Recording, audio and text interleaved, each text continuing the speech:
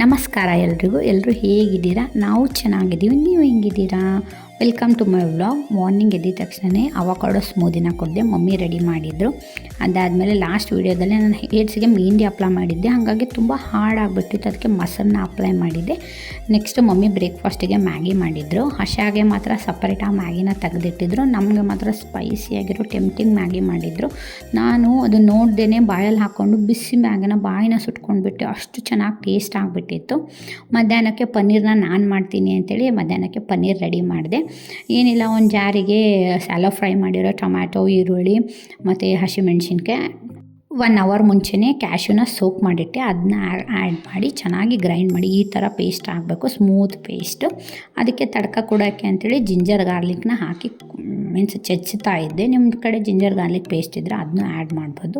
ಒಂದು ಪ್ಯಾನಿಗೆ ಆಯಿಲು, ಜೀರಿಗೆ, ನಾನು ರೆಡಿ ಮಾಡಿರೋ ಜಿಂಜರ್ ಗಾರ್ಲಿಕ್ ಪೇಸ್ಟ್ನ ಅದಕ್ಕೆ ಆ್ಯಡ್ ಮಾಡಿ ಚೆನ್ನಾಗಿ ಕೈ ಆಡಿ, ಮೀನ್ಸ್ ಚೆನ್ನಾಗಿ ಬ್ರೌನ್ ಆಗಬೇಕು. ಆವಾಗೇ ತಾನೇ ಆ ಫ್ಲೇವರ್, ಸ್ಮೋಕಿ ಫ್ಲೇವರ್ ಬರೋದು.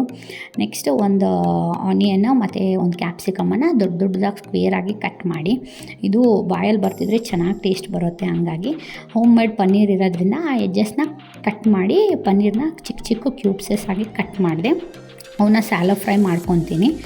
ನೆಕ್ಸ್ಟ್ ನಾನು ಇದನ್ನು ಮಾಡಿಟ್ಟಿದ್ನಲ್ಲ ಆ ಪೇಸ್ಟ್ನ ಇದರಲ್ಲಿ ಆ್ಯಡ್ ಮಾಡಿ ಚೆನ್ನಾಗಿ ಕೈ ಆಡಿ, ಕನ್ಸಿಸ್ಟೆನ್ಸಿ ನಿಮ್ಗೆ ಎಷ್ಟು ಬೇಕೋ ಅಷ್ಟನ್ನ ಆ್ಯಡ್ ಮಾಡಿ. ಎಷ್ಟು ನೀರು ಬೇಕು ಈ ಟೈಮಲ್ಲಿ ನೀವು ಆ್ಯಡ್ ಮಾಡಿದರೆ ಬಾಯ್ಲ್ ಆಗಬೇಕಾದ್ರೆ ಅಷ್ಟು ಫ್ಲೇವರ್ ಅದಕ್ಕೆ ಹಿಡ್ಕೊಂಡು ಬಿಡುತ್ತೆ. ನನಗೆ ಒಂದು ಸ್ವಲ್ಪ ರನ್ನಿ ಕನ್ಸಿಸ್ಟೆನ್ಸಿನೇ ಬೇಕಿತ್ತು, ಹಂಗಾಗಿ ಅದಕ್ಕೆ ಒಂದು ಸ್ವಲ್ಪ ವಾಟರ್ನ ಹಾಕಿ ಅದನ್ನ ಬಾಯ್ಲ್ ಹಾಕ್ಬಿಡಿ, ಒಂಥರ ಆಯಿಲ್ ರಿಲೀಸ್ ಆಗಬೇಕು. ನೆಕ್ಸ್ಟ್ ಒಂದು ಸ್ವಲ್ಪ ಅರಿಶಿನ, ಅಚ್ಚ ಖಾರದ ಪುಡಿ, ಕಸ್ತೂರಿ ಮೇಥಿನ ಆ್ಯಡ್ ಮಾಡೋದು ಮಾತ್ರ ಮರಿಬೇಡಿ. ಕಸ್ತೂರಿ ಮೇಥಿ ಆ್ಯಡ್ ಮಾಡಿದರೆ north Indian style paneer gravy ready ಆಗುತ್ತೆ, ತುಂಬ ಚೆನ್ನಾಗಿ ಬರುತ್ತೆ ಟೇಸ್ಟ್ ಮಾತ್ರ.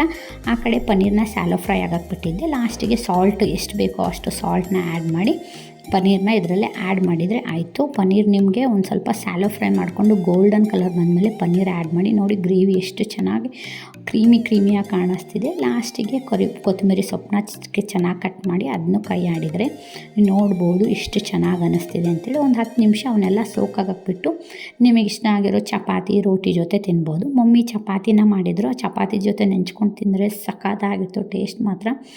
ಇದು ಪನ್ನೀರ್ ಮಾಡೋ ಸಿಂಪಲ್ ರೆಸಿಪಿ ಇದು. ಇದನ್ನ ಟ್ರೈ ಮಾಡಿ ನೀವು. ನನಗೆ ಮಾತ್ರ ತುಂಬ ಇಷ್ಟ ಆಯಿತು. ನಮ್ಮ ವರ್ಷ ಮಾತಾಡ್ತಿದ್ದೆ, ಹಂಗಾಗಿ ಅವನಿಗೆ ಹೊಡಿತೀನಿ ಅಂತ ಹೇಳ್ತಿದ್ದೆ ನಾನು.